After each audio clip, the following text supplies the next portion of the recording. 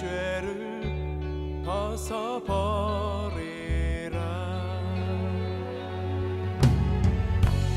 우리 앞에 펼쳐진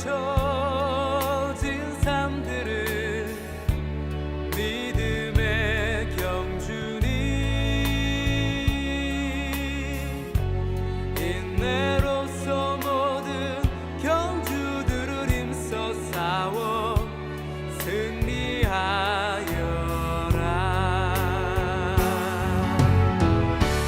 믿음의 몸 되신 예수, 십자가 지신 주님, 어려움 닥칠 때마다 예수를 깊이 생각하자.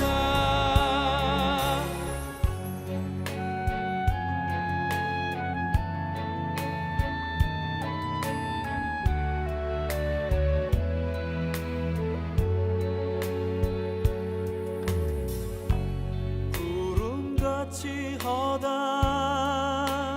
예수의 증인들 있으니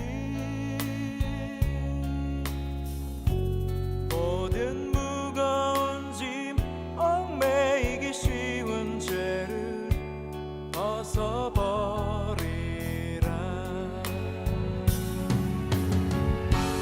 우리 앞에 펼쳐진 삶들은 믿음의 경주니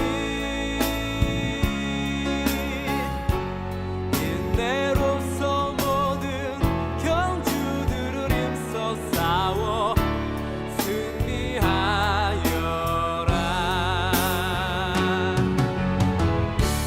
믿음의 몸 되신 예수, 십자가 지신 주님, 어려움 닥칠 때마다 예수를 깊이 생각하자. 믿음의 몸 되신 예수, 십자가 지신 주님, 어려움 닥칠 때마다 예수를 깊이 생각하자. 믿음의 몸 되신 예수,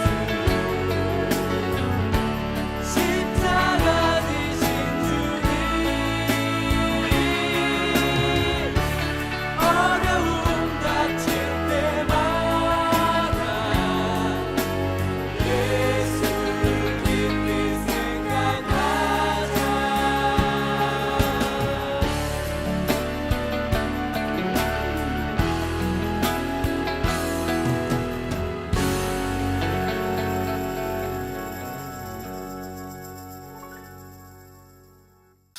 자, 우리 사도행전 1장 8절 말씀입니다. 사도행전 1장 8절 말씀. 오직 성령이 너희에게 임하시면 너희가 권능을 받고 예루살렘과 온 유대와 사마리아와 땅끝까지 이르러 내 증인이 되리라 하시니라. 이렇게 되어 있습니다. 자, 뭐가 임하면은 증인 된다고요? 성령이 임하면 증인이 된다. 그럼 성령이 임하지 않으면요? 증인을 될 수 없겠네요. 그죠? 예, 증인이 된다는 얘기는 성령이 임해야 증인이 된다는 얘기예요. 그러면 증인이라고 하는 건 어떤 특징을 가지고 있는 걸 증인이라고 그래요? 증인이 돼야 된다 그러면, 증인이 만약에 거짓말 쳤다 법정에서, 그러면은 위증죄에 걸리죠. 증인은 반드시 어떻게 해야 돼요? 진실만을 말해야겠습니까? 물어봤을 때 진실만을 말하겠습니다 라고 말해야 그게 증인으로서 합당한 거죠. 그죠? 그러니까 증인은 어떤 사람을 증인으로 채택하죠? 어떤 사람을? 여러분과 제가 그리스도의 증인이니까 그리스도께서도 우리를 선택할 때 어떤 사람을 선택하겠어요? 증인을 선택하려고 하면 우리를, 그죠? 그러면 어떤 사람을 선택하겠어요? 증인은 어떤 사람을 증인이라 그러죠? 증인 아무나 불러나요? 지나가는 사람 아무나 이리 오세요, 빨리 증인하세요, 이러나요? 그러지 않죠. 증인하려면은 어떤 사람을 증인으로 채택하죠? 목격한 사람입니다. 목격자가 돼야 돼요. 그러니까 목격자가 돼야 증인입니다. 그러니까 주님을 가슴으로 만난 사람이 돼야 증인이 될 수 있습니다. 그러니까 목격을 해야 돼요. 주님에 대해서 경험이 있는 자가 돼야 됩니다. 그러니까 그거를 보거나 듣거나, 그러니까 우리가 뭐 겉으로 보는 이런 눈에 보는 거하고 귀로 겉으로 듣는 이런 걸 얘기하는 게 아니라 성령의 말씀을, 또 성령의 그 성령을, 그 예수님을 목격한 자, 그를 목격한 자를 증인으로 택하겠죠. 그러니까 목격자가 돼야 된단 말이에요. 그러니까 목격자가 됐으면, 자, 그러면 이제 증인이 됐어요, 여러분이. 그럼 증인을 해야 돼. 증언을 해야 돼. 그러면 어떻게 증언을 해야 돼요? 뭐 이렇게 자기가 막 머리를 써가지고 막 해야 돼요? 아니면 그냥 있는 그대로 얘기하면 돼요? 있는 그대로 얘기하면 돼요. 그러니까 증인은 사실 어려운 거예요? 쉬운 거예요? 쉬운 거예요. 야, 성령이 임하면 니네 진짜 힘든 거 시킬게, 이런 말 아니잖아요. 성령이 임하면 니네 진짜 쉬운 거 시켜줄게. 그럼 그 쉬운 게 뭐야? 너 있는 거 보고 들은 거 얘기해. 그거만큼 쉬운 게 어디 있어요? 자기가 경험하고 자기가 보고 자기가 들은 거를 그대로 얘기해 달래. 그러면 그대로 얘기하면 되잖아요. 그럼 그게 증인이라고. 그러니까 증인은 예수님이 야, 너희가 성령 임하면 권능을 받고 예루살렘과 온 유대와 사마리아 땅까지로 내 증인 될 거야, 이러면 이게 굉장히 힘든 것 같죠? 아닙니다. 주님 우리에게 간단한 걸 얘기하는 거예요. 너 보고 들은 걸 있는 그대로 얘기해. 그게 증인이야, 그 말이죠. 그러니까 증인은 목격자가 돼야 되고, 그리고 진실만을 얘기해야 된단 말이에요. 그럼 만약에 외압이 들어오거나 어떤 상황이 좀 꼬여서 자꾸 이렇게 상황을 검사 측이나 변호사 측이나 자꾸 이렇게 상황을 꼬이게 자꾸 만들어버리면 이 증인이 헷갈릴 거 아니에요. 그죠? 이거 내가 어떻게 말해야지 하면서 막 헷갈릴 거 아닙니까? 그럴 때는 이제 어떻게 해요? 그럼 외압이 들어올 때, 그럴 때 어떻게 해야 돼? 그래도 진실을 말하는 자가 돼야 돼. 그래도 진실을 말하는 자가 그게 증인이란 말이에요. 무슨 말인지 알겠어요? 그러니까 진실한 것을 내가 알았다. 자, 진실한 걸, 진리를 내가 깨닫고 내가 보았고 들었다. 내가 진실을 경험했다. 내가 진리라는 예수님을, 내가 성령을 경험했다. 그러면 진실을 내가 말하기로 결심하고, 그리고 그 진실이 어떤 외압에 의해서 혹시 내가 타격을 받거나 또는 어떤 상황이 꼬여 들어가서 잘못된다 할지라도 내가 본 그 진실을, 내가 경험한 그 진실을, 그거를 그대로 얘기할 수 있는 사람이 돼야 그걸 증인이라 그런단 말이에요. 그게 진실한 증인인 거죠. 그죠? 거짓말하는 증인은 이유가 없죠. 그 법정에 설 이유가 없습니다. 예수님에 대해서 예수님이 우리를 증인으로 채택한다면 이게 분명해야 된다는 거죠. 그것이 분명하지 않은데 예수님이 우리를 증인으로 택하는 이유가 없죠. 예수님이 우리를 증인 택했다면 적어도 우리는 목격한 자가 되어야 된다는 거죠. 주님에 대해서 적어도 목에 칼이 들어와도 내가 아는 것이 있어야 된다는 겁니다. 뭔가 내가 경험한 그리스도 예수와 나와의 어떤 관계가 실제로 있어야 된다는 얘기고요. 그리고 진실만을 얘기하기로 서약하십니까? 네, 나는 진실만을 얘기하겠습니다 라고 해야 되고요. 어떤 외압이나 어떤 상황이 좀 더 꼬여가고 이렇게 된다 할지라도 그때 자기가 정신을 차려서 그 진실만을 끝까지 얘기하기로 결심한 사람, 그런 사람이 증인이 되겠죠. 예수님은 우리를 그런 증인을 원하신다는 것입니다. 그러니까 먼저 우리는 뭐 해야 돼요? 하나님의 성령이 여러분에게 임하셔야 된다는 거지. 성령은 어떤 성령이라고 그래요? 어떤 성령? 진리의 성령이라 그러잖아요. 그러니까 참된 성령이라 이거야. 진리의 성령, 진실한 성령인 거예요. 그러니까 우리가 솔직히 말해서 거짓말 치려고 하는 것만 아니면요, 증인은 어려운 게 아닙니다. 그렇죠? 변호사나 검사는 막 상황을 만들어서라도 어떤 말을 이렇게 좀 꾸며서라도 막 스토리를 이어나갈 수 있지만 증인들은 어려운 게 아니에요. 증인이 괜히 벌벌 떨 이유가 없어요. 본 그대로, 들은 그대로 얘기하면 되는 거예요. 어떤 상황으로 막 이끌어가려고 양쪽 측이 반대니까 변호사, 검사가 반대잖아요. 그러니까 막 어떤 상황으로 날 이끌어가려 할지라도 내가 진실한 것만 내가 얘기하겠습니다라고 결심하면 어려울 게 하나도 없는 게 증인이라는 거죠. 그러니까 너희가 나의 증인이 될 것이다 라고 말하는 것은 성령 주고 증인하라는 거야. 성령 주고. 그러면 그 성령이 어떤 성령인데? 진리의 성령이라는 거야. 진리의 성령이 오시면 진리만을 말하기로 결심하고 또 진리만을 말할 수밖에 없도록 성령이 만드신다는 거죠. 그 상황들을.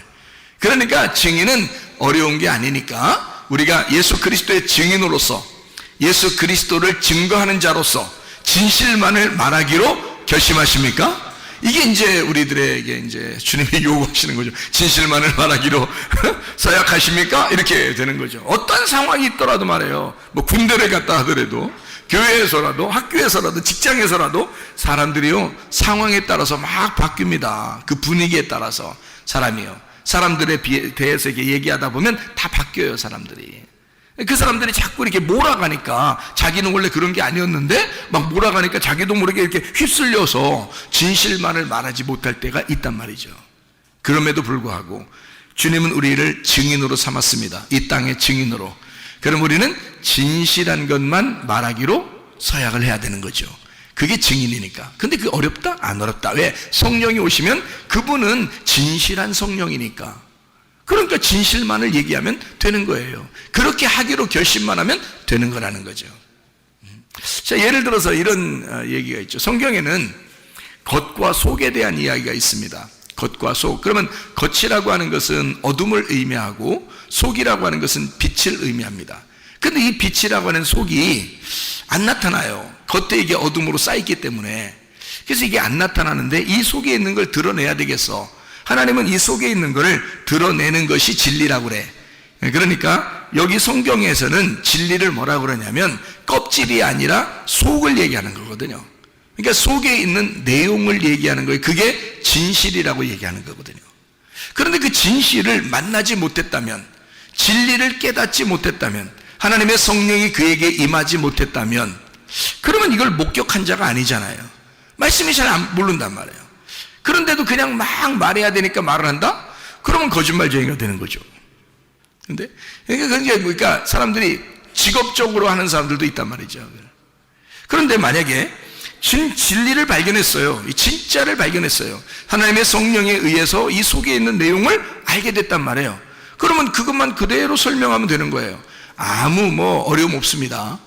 오히려 쉽죠. 증인이라는 것은 그 당사자가 아니고 그걸 목격한 자니까 그냥 있는 대로 얘기만 하면 되는 거예요. 그러니까 어려운 게 아니죠. 그러니까 그 누군가가 나에게 증인을 요청해서 누군가가 나에게 자기를 좀 도와달라고 얘기를 해달라고 그래. 그러면 내가 그분을 잘 알아. 그분을 목격을 했어. 그리고 어떤 사건을 내가 목격을 했어. 그러면 그것에 대해서 내가 있는 그대로 얘기한다는 건 어려운 게 아니잖아요. 그렇게 말한다는 게 설교라고요, 이게. 그러니까 설교는 어려운 게 아니어야 되는 거죠. 이 말씀이 막 어렵다, 힘들다 이게 아니라 있는 그대로를 얘기하면 되는 거거든요, 그죠? 근데 대신에 속에 있는 내용, 그 뜻을, 그 진리, 가장 예수의 증인이 가장 지켜야 될 것이 뭐냐? 진실입니다. 증인은 진실해야 되거든요. 그러니까 진실만 지키면 되는 거예요.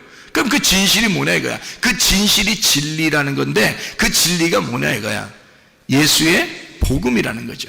예수의 복음이라는 내용이에요. 그게 진리라는 거거든요.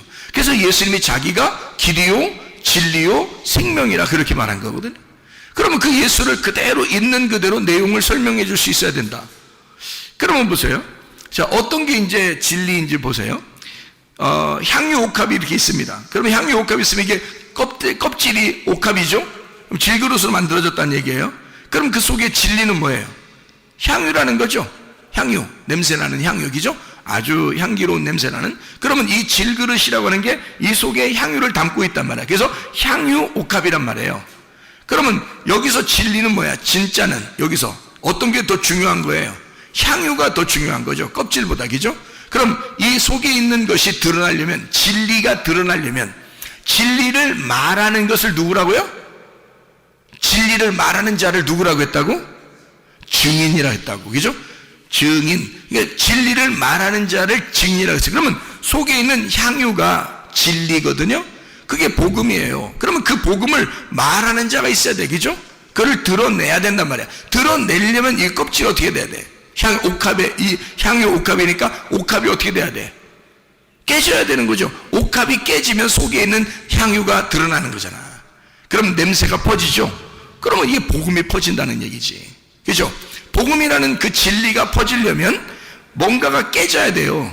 껍질이 깨져야 된다고. 그거를 다른 말로 말하면 껍질 벗긴다 이렇게 말하는 거죠. 속의 알맹이를 드러내기 위해서 껍질을 벗기는 것이다. 그러면 우리는 뭐를 맛본 사람이 돼야 된다는 거예요? 알맹이를 맛본 사람이 돼야 된다는 거죠. 알맹이를 맛본 사람이 껍질을 까서 이 알맹이가 무엇인지를 소개해야 그 속에 있는 진리를 증거하는 자가 된다는 얘기잖아요. 그건 자기는 알고 그걸 못 먹어봤어. 그러면 그 속에 있는 알맹이에 대해서 설명을 못하죠. 그 복음이라는 예수님을 설명을 못한다는 거죠. 왜냐면 자기가 먹어본 적이 없으니까. 그렇죠? 그러니까 이 속에 있는 알맹이를 먹어본 자가 돼야 되고, 그리스도라는 복음을, 그 내용을 정확히 아는 자가 되면 이 껍질이라고 하는 향유 옥합에서 옥합을 깨뜨리고 싶어진다는 거죠.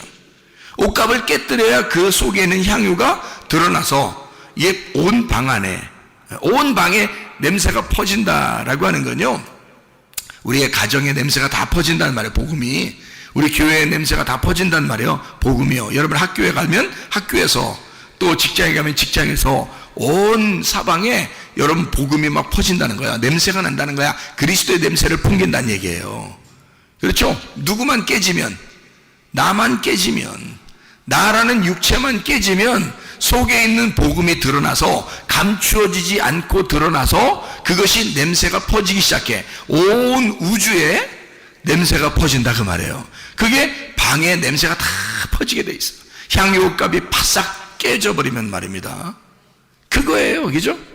그러면 뭐를 설명하고 싶었다? 옥합을 설명하고 싶은 게 아니라 성경에서는 그 속에 있는 복음, 그 진리라고 하는 향유, 냄새가 나는 그 향기로운 냄새가 나는 향유를 설명하고 싶었던 거죠. 그러면 뭐를 얘기해야 되는 거예요? 증인은 뭐에 대해서 설명해 줄 수 있어야 되는 거예요? 옥합을 끊임없이 얘기해야 되는 거예요? 속에는 향유가 드러나도록 해야 되는 거야. 속에는 향유가 드러나도록 해야 되니까 옥합이 어떻게 돼야 돼? 깨져야 되지. 그럼 옥합은 뭐를 얘기하는 거예요? 육체를 얘기하는 거라는 거지. 껍질을 얘기하는 거라는 거지. 그러니까 옥합은 껍질이야. 어둠을 얘기하는 거고 저녁을 얘기하는 거야. 육신을 얘기하는 거란 말이에요. 그러니까 그걸 깨뜨리면 속사람이 나타나겠죠. 속사람이 나타나. 속에 있는 향유가 나타나. 그게 알맹이야. 그게 아침이고 그게 빛이란 말이에요. 그게 복음이라고 그러는 거야. 그러니까 요 속에 있는 거를 뭐라는? 말씀이라고 그러는 거야. 그래서 말씀이 뭐를 뒤집어 쓰고 왔다? 육체를 뒤집어 쓰고 왔다 그런 얘기야. 그러면 육체라는 건 어떻게 돼? 찢어지고 죽어야 되는 거지. 그러면 예수의 복음이 내 속에 들어와서 향유가 내 속에 들어왔다면 나는 뭐야? 옥합인 거지. 복음이라는 향유가 내 속에 들어왔다면 나는 옥합인 거야. 그러면 나라는 옥합이 깨져야 나를 통해서 복음이라는 냄새가 나타날 거 아니에요. 맞죠? 그러니까 나라는 것을 어디에 가든지 내가 깨져서 죽으면 나를 통해 냄새가 난다는 거지. 근데 내가 안 죽으면 복음이 안 나타나겠죠. 복음을 경험해보지 못한 거죠. 속에 있는 성령이 뭔지를 모르는 거죠. 말씀이 뭔지를 모르는 거죠. 육체로 그냥 겉에 껍질로 살고 있으니까, 겉에 보이는 것으로 살고 있으니까 속에 있는 내용을 경험하지 못한 거죠. 그러니까 목격자가 아닌 거지. 그 사람은 증인으로 설 수가 없다는 겁니다. 자, 무슨 말인지 알겠죠? 그러면 보세요. 창세기 1장을 여러분이 이제 보시면 어떤 말이 나오냐면, 창세기 1장에 26, 27절의 말씀을 보면요, 뭐라고 나오냐면 거기에 하나님의 형상으로 사람을 만들었다 이런 말이 나와요. 창세기 1장 26절 27절의 말씀. 자, 사람을 우리 형상을 따라 우리 모양대로 사람을 만들고 그들로 바다의 물고기와 하늘의 새와 가축과 온 땅과 땅에 기는 모든 것을 다스리게 하자 하시고, 하나님이 자기 형상 곧 하나님의 형상대로 사람을 창조하시되 남자와 여자를 창조하시고 이렇게 되어 있거든요. 그러면 잘 생각해 보세요. 여러분, 여기에 창세기 1장 26, 27절에 하나님은 뭘로 만드셨어요? 사람을 뭘로 만드셨어요? 그냥 만들었어요. 그냥. 뭘로 만들었어요? 그냥 만들었어요. 여기서는 그냥 하나님의 형상대로 사람을 만들었어요. 그냥 남자와 여자를. 자, 이러고 이제 끝. 그랬으면 창세기 1장 하고서 끝났어야 되는데, 그죠? 끝났어야 돼. 그럼 거기까지 알게 된다면 그 말을, 자, 모든 사람들이 여기까지 알게 된다면 뭐라고 얘기하겠어요? 이 세상의 모든 사람은 다 하나님의 형상으로 지음받은 사람입니다 라고 얘기하겠죠. 자, 그게 복음인가요? 제가 그게 복음인가요? 이거 물어보면 위로 뒤에를 자꾸 올려야 돼요. 그래야 이 질문이 되거든요. 이게 복음인가요? 그렇게 말하면 그걸 복음으로 아는 사람들은 어떻게? 그렇죠. 모든 사람이 하나님의 형상으로 지음받은 사람들이죠. 그러니까 하나님의 형상으로 우리가 닮아서 가야 됩니다. 이렇게 말할 수 있겠죠.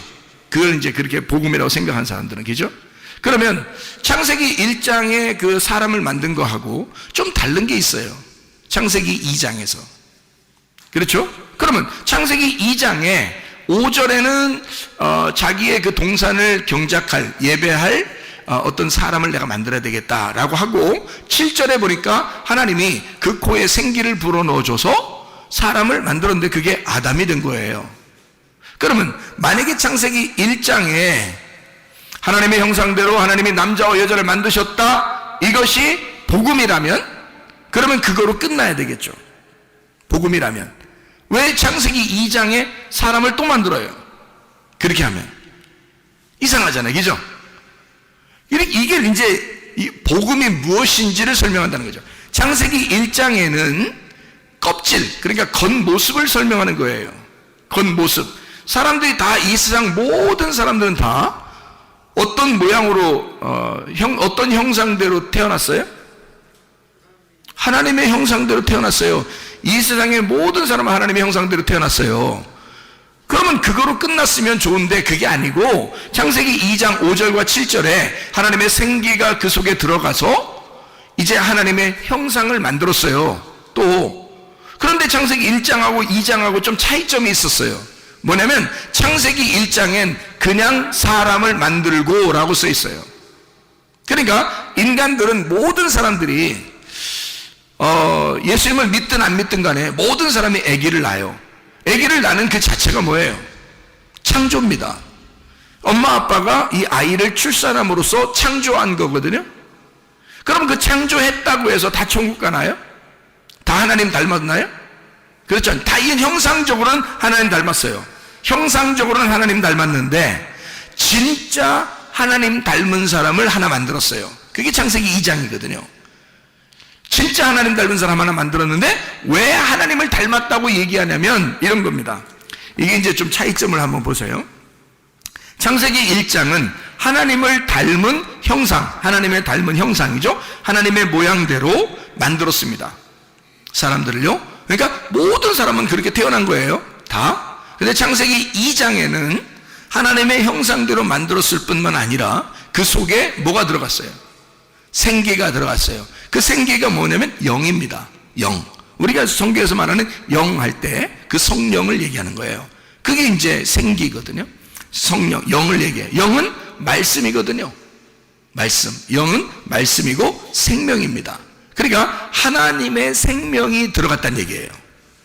그러면 모든 사람은 하나님의 형상대로 만들어졌는데 아담을 특별히 그 속에다가 뭘 집어넣어? 하나님의 생기를 불어넣은 사람이 있었다는 거죠. 하나님의 생기를 불어넣으니까 이 사람은 이런 하나님의 형상뿐만이 아니라 그 속에 뭘 가지고 있다? 하나님의 영을 가지고 있는 자가 되었다. 그러니까 그 전에는 창세기 1장에는 뭐라고 설명하려고 성경했냐면, 이게 그러니까 여러분 이런 걸 성경 보고서요, 어떤 사람들은 그렇게 뭐 옛날에 사람들이 있었는데, 하나님 사람 만들었는데, 그 다음에 아담을 또 새로 만들고, 또 뭐, 아니면 그 전에 있던 사람들은 이게 아담이고 아담이 그 사람이야. 이런 사람도 있고요. 옛날에 사람들이 있었는데, 그 다음에 그 중에서 사람 하나를 뽑아서 아담을 만들었다. 이렇게 하는 사람도 있고요. 별 사람 다 있습니다. 이거 가지고요. 근데 여러분, 성경 우리가 처음부터 끝에까지를 다 보면은 어떻게 되어 있냐면요. 2개씩 나누어져 있습니다. 다 2개씩 나누어져 있어요. 그래서 이것도 사람을 만든 것도 2개로 나누어서 설명을 해주는 거예요. 이 2개가 2개예요, 하나예요? 하나예요. 2개가, 저녁과 아침이 2개예요, 하나예요? 하나라고 했잖아요. 그게 하루의 날이라고 그랬잖아요. 그럼 보세요. 창세기 1장에 하나님의 형상대로 지음받은 게 있는데, 창세기 2장에 생기를 불어넣었다 이 말이야. 그럼 보세요. 하나님의 형상대로 받은 사람들이 다 이 세상에 태어난 사람들이야. 여러분과 제가 한 번씩 다 태어났어요, 안 태어났어요? 다 태어났어요. 하나님의 형상대로 다 태어났다고요. 그런데 이 사람들에게 뭐가 들어가야 돼? 생기가 들어가야 된다는 거예요. 이 말을 하려고 하는 거예요, 성경에서는. 그러려고 2개로 나누어서 설명하는 거야. 다 누구를 얘기하는 거야? 창세기 1장도 나에 대해서 얘기하는 거고, 창세기 2장도 나에 대해서 얘기하는 거예요. 자, 하나는 뭐를? 하나님의 형상대로 이 땅에서 태어난 나를 얘기하는 거고, 또 하나는 뭐를? 하나님의 말씀을 받은 나를 얘기하려고 하는 거지. 자, 무슨 말인지 이해가 돼요, 성경이? 자, 그러니까 우리는 겉의 껍데기, 겉모습을 보면은 하나님의 형상이에요. 그런데 그 형상이란, 그 닮았다 형상이라는 그게 뭐냐면, 다른 말로 말하면요, 우상입니다. 우상. 여러분이 그토록 알고 있던 그 우상 숭배할 때 그 우상 알죠? 그게 하나님의 형상이에요. 사람들은 그게 하나님의 형상인 줄 알고 만들어요. 그래서 사람 비슷하게 다 만듭니다, 우상을요. 동물들도 만들 때 이렇게 사람 비슷하게 해가지고 신처럼 이렇게 만들어 놓고요. 나무도 그렇게 깎아 놓고, 돌도 그렇게 깎아 놓고, 사람들을 그렇게 만들어 놓고 또 막 숭배하고. 그것뿐만입니까? 사람이 자기 형상대로 만들어 놓으면 그게 누구 형상이라고요? 하나님 형상이라고. 그러니까 신을 믿는데 자기 모양대로 만드는 거야, 사람들이. 그러니까 이건 신이 어떻게 됐다는 거야? 신이 원래 누구였다는 거예요, 그러니까. 자, 신이 누구였다는 거야? 나의 모습을 준 그 신이 어떤 모습이었냐면 선악과였다는 거지. 왜? 선악과 먹으면 뭐 된다고 했으니까? 선악과 먹으면 뭐 된다고 했으니까? 하나님 된다고 했으니까. 그러니까 선악과 먹은 자들은 다 뭐가 되는 거예요? 하나님 되는 거야. 그러니까 신이 되는 거예요.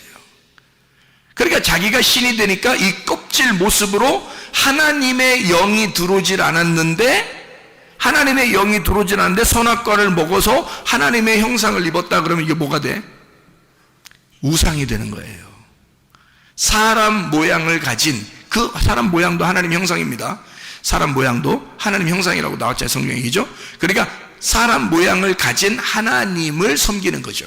그러니까 자기를 중심으로 자기를 누구라도 피해를 입히지 못하도록 방어하고, 자기를 좀 인정해 달라고, 자기를 좀 숭배해 달라고, 자기를 좀 이렇게 높여 달라고 하는 그런 모습으로 바뀐단 말이에요. 어떤 사람이? 선악과 먹은 사람이. 선악과 먹으면 자기가 신이 되는 거야. 그래서 안 죽으려고 하는 거야. 무슨 말인지 알겠어요? 그게 선악과 먹은 하나님의 형상을 닮은 신이야. 자기가 그 우상이 되어버리는 거예요. 근데 하나님은 우리에게 뭐라고 그래? 내 영을 더럽히지 말라는 거지. 하나님이 우리에게 주신 그 영을 더럽히지 말라는 거지. 하나님의 영이 우리 속에 들어오겠다는 거야. 그럼 하나님의 영이 우리 속에 들어오면 이 겉에 있는 우상, 이 겉의 모습, 사람의 모양이라는 이 하나님의 형상이라는 내가, 이 겉의 모습이 어떻게 돼야 돼? 이게 깨져야 속에 있는 하나님의 영이 나올 거 아니에요. 그러면 우상이 깨지는 거지. 그죠? 내가 깨지면 우상이 깨지고, 우상이 깨지면 그 속에 영이 부활한단 말이에요. 그러니까 하나님의 말씀이 그 속에 들어간 자가 있고, 하나님 말씀이 들어가지 않은 자가 있다는 거지. 그러니까 하나님 말씀이 들어가지 않으면 하나님의 형상은 닮았는데 그게 우상이 되어버린다는 거지. 거기에 생기가 들어가지 않으면, 그건 하나의 돌덩어리에 불과하다는 거야. 흙덩어리, 진흙덩어리, 그 향유 옥합에 불과하다는 거지. 그 속에 뭐가 향유라고 하는 복음, 그 생기가 들어가야 돼. 하나님의 영이 들어가면, 그 우상 단지에다가 하나님의 영이 들어가면 그게 말하게 된다는 거죠. 그럼 그 속에서 말하려면 이거 어떻게 돼야 돼? 하나님은 진실하니까 껍질이 벗겨져야지. 그래서 껍질을 부시는 거야. 그걸 누가 했냐면 예수님이 이 땅에 와서 자기 육체를 죽인 거예요. 자기 육체를 끊어내고 속에 있는 말씀이 드러나도록 한 거야. 속에 있는 생기가 드러나도록, 그 영이 드러나도록. 그래서 제자들한테 부활하고 나타나서 뭘 줬어요? 성령을 받으라 그러잖아요. 그게 창세기 2장 7절하고 똑같잖아요. 요한복음 20장 22절하고 창세기 2장 7절하고 똑같잖아요. 생기를 불어넣어 주면서 너희들이 이 영이 없었기 때문에, 이 성령이 없었기 때문에 너희들은 너희들 마음대로 살았다. 그래서 겉에 껍데기만 놓고 그걸 좋아했다는 거죠. 근데 성령을 받으라. 이제 너희가 달라질 것이다. 성령을 받으면 예수를 목격한 자가 되어, 성령만이 예수를 목격한 자거든요. 아무도 증인이 될 수 없어요. 성령만이 증인이 된단 말이에요. 그러니까 한마디로 말하면 진짜 증거자, 진실한 진리의 진실한 증거자를 우리에게 하나씩 주려고 하는 거예요. 그게 성령이라고요. 성령이 이 땅에 내려오시기 전에, 예수님이 내려오시기 전에도 성령님은 예수의 증인이었어요. 그리고 예수가 태어나는 것도 성령님에 의하여 태어났습니다. 그가 태어나고 자랄 때도 성령님이 함께 하셨습니다. 그가 시험을 당할 때도, 침례받을 때도 성령이 늘 같이 있었습니다. 그가 사역을 하는 3년 반 동안 성령님은 계속 예수를 따라다녔습니다. 그가 아버지에게 얼마나 충성하는지, 그가 아버지에게 얼마나 순종적인지를 정확하게 알고 있는 게 성령이었습니다. 그가 죽을 때도 성령님이 같이 있었고, 그가 부활할 때도 성령님이 일으키셨습니다. 그렇게 성령님이 정확하게 함께 있었기 때문에 그 성령을 우리에게 주시겠다는 거예요. 그거를 깨달으면 자기도 모르게 머리로 지식으로가 아니라 속에 가슴으로 깨달아지는 무엇인가가 우리 속에 꿈틀꿈틀 움직인단 말이에요. 자기도 모르게 말로는 표현할 수 없으나, 글로는 표현할 수 없으나 이상하게 자기 가슴에서 느껴지는 그 진실함이 자기의 속에서 우러나온다. 하나님의 성령을 받으면, 그 진리를 받으면, 진실한 것이 오게 되면 자기도 모르게 증인이 된다는 거죠. 진실한 것을 말하게 된다는 거예요. 자기 속에 조용하지만 경험된 예수를 말하게 된다. 이게 성령이 들어오면 가능하다는 것입니다.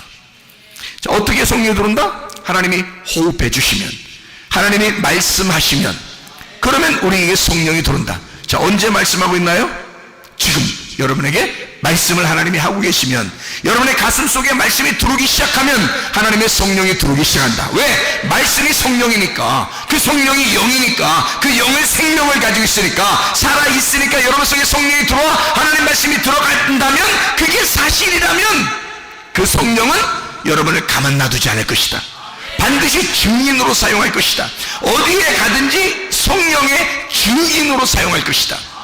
왜냐하면 그분이 진리니까, 그분이 진실하니까, 그가 살아있으니까 너의 순종을 통해서 자기가 살아있음을 나타낼 것이다, 그 말이에요. 너의 순종을 통하여 네가 그 말씀이 들어왔다는 그 사실이 진짜라는 것을, 너의 순종을 통하여 그 영이 살아있음을, 생명임을 증명할 것이다. 그게 하나님의 성령이 하시는 역할이라, 그 말이에요. 그러니까 껍질을 우리는 믿을 것이냐, 아니면 속을 진짜 믿을 것이냐. 사도행전 3장에 이제 다리 한 짝이 이제 부족한 짝다리를 가지고 있는 자가 성전 밖에 있었단 말이에요. 그런데 베드로와 요한이 짝을 다 이루어서 두 짝을 가지고 있는 이 베드로와 요한이 둘이 성전에 올라가고 있었다고. 그래서 우리는 두 짝을 가지고 있는데 너는 짝이 없구나. 다리 한 짝이 없구나. 그러니까 한 짝이 없다는 얘기가 아니라 한 짝이 부족하단 말이에요. 그런 자에게 다리 두 짝을 설명해 주는 겁니다. 그래서 그가 복음을 받고 그 말씀을 받고 그 사람이 뛰어 일어나 성전 안으로 들어가요. 근데 원래 이 사람은 성전 안으로 들어갈 사람이 아니었어요. 다리 짝이 안 맞기 때문에 성전 안으로 들어가면 죄인입니다. 그런데 이 사람은 얼마나 들어가고 싶겠어요? 자기가 나서서 들어가고 싶었겠죠. 그런데 그렇게 못하고 있었단 말이죠. 그랬더니 베드로와 요한이 뭐라 그래? 금과 은은 내가 줄 게 없다. 금과 은은 내가 가지고 있는 게 아닌데. 그 말은 무슨 말이에요? 겉으로 줄 게 없다는 말이야. 그죠? 겉으로 줄 게 없다는 말은 여기 지금 보이는 성전이 금과 은으로 되어 있어. 너 이런 겉으로 들어가는 거 의미가 없어. 이거 내가 이 성전 너 안에 들어가고 싶지? 그래서 이 앞에서 구걸하고 있잖아. 근데 여기 들어간다고 한들 그게 무슨 의미야? 너 진짜를 우리가 만났는데 그 진짜는 나사렛 예수야. 내가 만난 그 나사렛 예수, 그 진짜, 그 속에 있는 향유, 그 복음, 그 알맹이를 우리가 만났는데 그 알맹이를 주면 이 겉으로 만들어진 금과 은으로 만들어진 이것이 너에게 의미가 없을 거야. 네 속에 진짜 예수 이름을 줄게. 예수 이름을 주면 네가 속사람이 변할 거야. 너 겉으로 치료받는 건 문제가 아니라 네 속사람이 치료받을 거야. 자, 어떤 증인이었습니까? 장욕값 깨뜨린 여인도, 베드로와 요한도 자 어떤 증인이었어요? 창세기 1장에 하나님의 형상을, 진짜 하나님의 생기가 들어온 그 하나님의 영을 받은 자의 아담을 만드는 것, 이것이 다 어떤 이야기예요? 겉의 이야기입니까? 속의 이야기입니까? 속의 이야기를 설명하려고 우리에게 말씀하고 있었던 거죠. 그러면 이것을, 이 진리를, 속에 있는 것들은 아무나 막 경험하고 보고 막 목격하고 증인할 수 있어요? 아니면 진짜 속의 내용을 아는 성령이 들어와야 가능해요? 성령이 들어와야 가능하단 말이에요, 여러분. 그래 하나님의 말씀을 여러분이 듣고 하나님의 말씀을 받고 진리 가운데 있어서 그 하나님의 영이 여러분 안에 들어오면, 그러면 여러분도 진실을 알게 되고 그 속의 내용을 알게 되고 드디어 그 속의 내용을 설명할 수 있는, 그 속의 내용은 이런 거란다, 이 성경이 이것 때문에 쓰여 있다, 이 내용은 이것이야 라고 말할 수 있는 그런 증인이 될 수 있을 것이다. 하나님의 성령이 여러분에게 임하시면 그런 증인이 된다. 권능을 받을 것이다 라는 게 뭐야? 권능이 뭐야? 로마서 1장에 보면 권능은 복음이라고 되어 있습니다. 복음이 하나님의 능력이라 그렇게 되어 있잖아요. 복음은 하나님의 능력이라. 네가 속에 있는 내용을 모르니까 힘이 없는 거야. 속에 있는 내용을 모르니까 겉으로만 아는 것 같아. 겉으로만 보는 것 같은데 알 것 같은데 모르는 거야. 왜냐면 겉으로는 알 것 같은데 속으로는 종교 내용이 뭔지를 모르는 거죠. 그러면 힘이 있겠어요? 그 사람들이 분명히 속에 있는 내용이 있다는 걸 안다면 더 힘이 없죠. 왜냐면 자기는 껍질만 알고 있으니까. 그럼 더 힘이 없는 거예요. 그런데 진짜 속에 있는 내용을 알았는데, 속에 있는 내용이 있다는 걸 알았는데 속에 있는 내용을 진짜로 깨달았어. 그러면요, 목격자가 된 거죠. 그러면 증인이 된단 말이죠. 예, 진실만을 말하기로 약속하십니까? 라고 하면 아멘, 그런단 말이죠. 그러면 진실만을 얘기하면 되는 거야. 그럼 속에 있는 내용을 얘기할 수 있는 거죠. 베드로와 요한은 성령을 받고 성령 충만하여 속에 있는 내용을 깨달은 자들입니다. 하물며 그 사람들이 안전뱅이를 혹은 다리를 저는 자를 혹은 짝다리에 있는 자를 치료해주는 예수의 이름으로 일어나 걸으라라고 할 때, 그때 진짜 겉에만 얘기하려고 했을까? 그렇지 않죠. 누가복음 17장에 보면 문둥병 10명이 치료를 받죠. 근데 한 명이 돌아왔어요. 예수님이 뭐라고 그래? 나머지 9명 어딨냐 그래요. 그리고 한 명이 엎드려 감사하며 예배하니까 예수님이 너는 구원받았다 이렇게 말해요. 그럼 왜 9명 안 온 것에 대해서 물어보냐고요. 진짜 미안하게. 왜냐하면 그 사람들은 뭘 알고 갔다? 겉을 알고 갔다는 거죠. 치료를 알고 갔다는 거죠. 뭘 치료한 것을? 겉에 하나님의 형상의 치료를 알고 갔다는 거죠. 근데 이 돌아와서 엎드려 예배한 이 나병 환자 한 명은 어떤 치료를 받은 거예요? 속사람이 치료받은 거란 말이에요. 진짜 속의 내용이 구원받은 거란 말이에요. 그런 진짜 구원받은 자, 영혼에 하나님의 생기가 들어와 진짜 하나님의 형상으로 바뀌는, 땅의 운명으로 태어난 내가 하늘의 운명으로 바뀌는, 땅의 하나님의 형상으로 태어난 내가 진짜 속사람인 하나님의 형상으로 태어나는 겉의 모습만 하나님의 형상이 아니라 속사람이 하나님의 형상이 되는, 그래서 겉사람만 하나님의 형상이 되면 그건 우상단지라 이 말이에요. 그래서 여러분이 우상단지로 살 것이냐, 아니면 진짜 껍질이 벗겨진 속에 있는 하나님의 형상이 될 것이냐. 겉에 하나님의 형상 될 거냐, 그건 성전도 하나님의 형상이었어요. 그런데 예수님은 그건 다 무너질 것이다 라고 얘기했어요. 왜? 그거는 우상이니까. 너희들이 저거를 무너지지 않을 것이라고 섬기고 예배하는 저것은 우상이라는 거지. 저 성전으로 오신 분이 예수 그리스도야. 나사렛 예수야. 그가 진짜 성전이었어. 그가 속사람 성전이었어. 우리는 그분을 만났고, 우리는 그분과 이야기했고, 우리는 그분에게서 그의 영을 받았어. 그런 자들이 베드로와 요한이란 사람이었습니다. 여러분, 겉의 모습의 하나님의 형상으로, 아, 나 하나님의 형상이야, 나 교회 다녀, 예배드려, 너 이런 하나님의 형상으로 살 거예요? 그러면서도 우상단지로 살 거예요? 아니면 성전에 들어가, 나는 성전에 왔으니까 뭐 예배 드렸으니까 이런 것으로 살 거예요? 아니면 진짜 속에 내용 되시는, 성전의 내용 되시는 영이신 예수를 만나 살 것입니까? 어떻게 살 거냐 이거야. 여러분, 우리 속사람이 하나님의 형상으로 닮아가시기를 바랍니다. 기도하겠습니다. 우리 하나님 앞에 기도합니다. 하나님, 내가 주님의 증인입니다. 진실로 내가 주 앞에 진실을 말할 수 있는, 어떤 상황에서라도 진실을 말할 수 있는 내가 주님을 목격한 자가 되게 해주시고, 주님, 내가 진실을 말하며 어떤 상황에도 진실 앞에, 내가 진실 앞에 정직하게 하셔서 내가 다른 사람들에게 무릎 꿇지 아니하고 예수 그리스도에게만 무릎 꿇는 진실한 자가, 그 증인이 되게 해주십시오. 하나님의 성령이 내 속에 들어와 충만하게 해주십시오. 기도합니다. 주여, 우리 하나님 아버지 사랑과 은혜에 감사를 드립니다. 하나님 아버지, 우리가 진실한 목적자가 되게 도와주시옵소서. 하나님, 진실만을 말하게 도와주시옵고, 하나님의 성령으로 충만하여 하나님의 형상을 닮아 속사람이 변하는, 하나님의 하늘의 운명을 타고 살아가는 주의 사람들이 다 되게 도와주시옵소서. 겉의 모습도 하나님 치료해 줄 뿐만 아니라 하나님 속에 있는 속사람도 치료받는 놀라운 은혜가 있게 도와주시옵소서.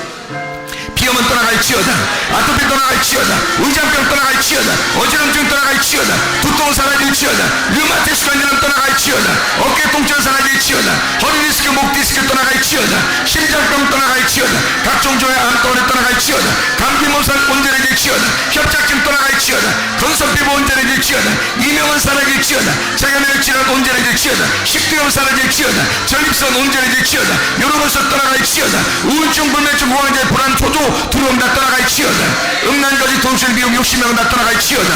우리 하나님, 우리의 겉사람도 하나님의 형상으로 닮아가지만 우리의 속사람이 더 하나님의 형상으로 닮아가 하나님의 성령으로 거듭난 사람이 되어 진실만을 말하는, 어떠한 상황에도 진리만을 말할 수 있는 주의 하나님 성령의 사람들이 다 되게 도와주시옵소서.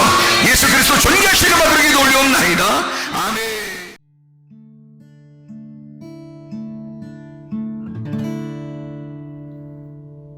내 속에 내가 너무도 많아서 당신을 쉴 곳 없네. 내 속에 헛된 바람들로 당신